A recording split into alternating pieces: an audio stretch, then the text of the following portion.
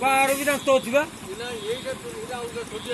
हां टंका कि देखन देखन देखन बढ़ी चली जनसंख्या नष्ट हेउछि जंगल तेणु खाद्य अभाव वन्यप्राणी माने जनबसती मुहां हेउथबा देखिबाकू मिलुछि। सेहीपरि 16 नंबर जातीय राजपथ कड़े दुईटी दंता हाथी देखिबाकू मिलिछि जहाँकि खोर्धा रेंज अधीनस्थ रणपुर बनखंडर Gopalpur section Champagarh beat house अंचल रणपुर चांदपुर को संयोग होइथिबा रास्ता एवं कंध नयागढ़ स्थित 16 नंबर जातीय राजपथ अवस्थित शनि मंदिर ओभरब्रिज निकटरे दुईटी दंता आतंक खेलाइछंती। जनक बाड़ी रे थिबा अनेक गछ को नष्ट करी पणस गछरु पणस खाई राति तमाम सेहिठारे रहिथिले।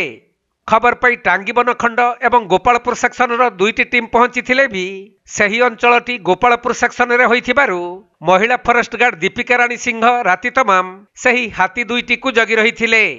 तबे दंता जेपरी राजपथ को न उठिबो एवं दंतार जेपरी किछि क्षति न हेबो सेथिपई विद्युत संयोग मध्य काटी दिया जाइथिला। आउ वन विभाग सही दुईटी दंता उपरे तीक्ष्ण नजर रखिबा सहित पेट्रोलिंग जारी रखिछंती। आमड़ गउछि